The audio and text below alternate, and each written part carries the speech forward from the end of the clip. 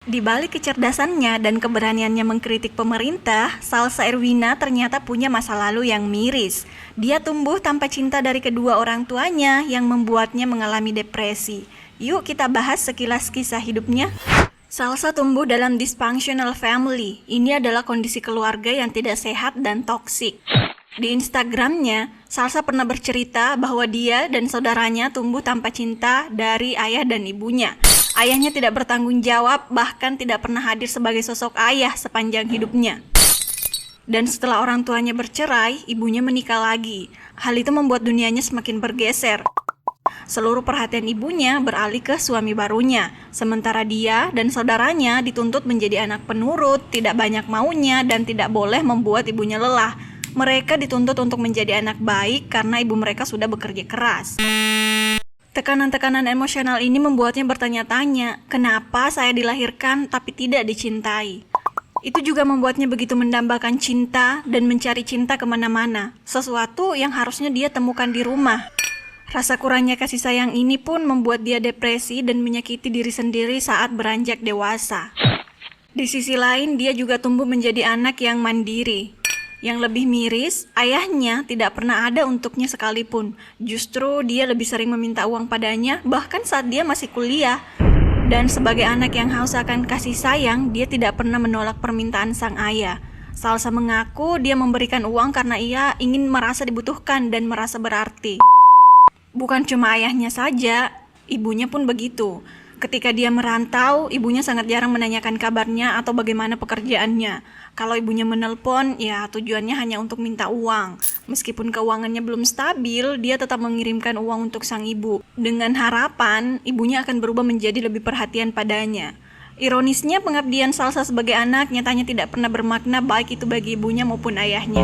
Ketika dia bangkrut dan tidak mampu lagi memberi uang kepada mereka, dia kembali tidak dihiraukan. Pada titik itulah dia akhirnya menyadari bahwa hubungan dengan orang tuanya itu bukan cinta sejati, melainkan utang emosional yang terbungkus rasa bersalah. Selain itu, Salsa juga bercerita bahwa ibunya telah memberikan luka emosional yang mendalam padanya. Salah satu contohnya nih, sebelum menikah dengan Ali yang berasal dari Iran, ibunya bercanda dengan mengatakan, "Kenapa Ali mau menikah sama kamu? Gadis-gadis Iran kan lebih cantik." What? Ibunya mengatakan itu sambil tertawa seolah itu tidak berarti apa-apa. Tapi bagi Salsa, momen itu menghancurkan sesuatu di dalam dirinya. Itu menimbulkan luka yang dalam, terutama setelah semua yang dia lalui sejak kecil. Tapi tantangan hidup yang getir ini membuat Salsa belajar banyak hal dan semakin tangguh, sehingga akhirnya dia bisa mewujudkan mimpinya. Dan setelah menjalani terapi selama lebih 8 tahun, dia akhirnya menemukan kedamaian. Dia juga dipertemukan dengan suami yang baik, yang menyayanginya sepenuh hati, serta dikelilingi teman-teman yang suportif. Dia juga berhasil mewujudkan mimpinya membeli rumah di salah satu negara paling bahagia di dunia. Sayangnya, dia tidak sekuat saudara laki-lakinya yang meninggal karena tidak sanggup menanggung beban emosional yang ditimbulkan oleh orang tuanya. Sang kakak meninggal di usia 37 tahun dan meninggalkan seorang istri serta 6 anak. Sekarang, meskipun Salsa tinggal di luar negeri, dia terus membiayai kehidupan dan pendidikan ponakan-ponakannya. Pertanyaannya, apakah Salsa membenci ibunya? Jawabannya tidak. Saat ini dia hanya memilih untuk mencintai dirinya sendiri, menomorsatukan dirinya sendiri. Dia juga menyadari bahwa beberapa orang tua tidak bisa mencintai dengan cara yang sehat, bukan karena mereka jahat, tapi karena mereka sendiri memang tidak pernah diajari atau dicontohkan bagaimana caranya menjadi orang tua yang baik. Mirisnya, keluarga disfungsional tidak hanya dialami Salsa. Ini sangat umum di Indonesia, di mana kita diajarkan untuk patuh dan tidak pernah membantah karena orang tua selalu benar, bahkan ketika itu menyakitkan. Karena itulah, Salsa ingin memberikan dukungan bagi orang-orang yang mengalami pengalaman serupa dengan dirinya. Melalui media sosial, dia ingin berbagi kekuatan dan motivasi agar tidak ada lagi korban seperti saudaranya.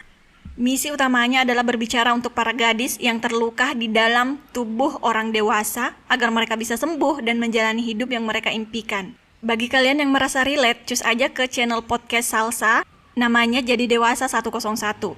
Channelnya bisa ditemukan di platform-platform ini ya.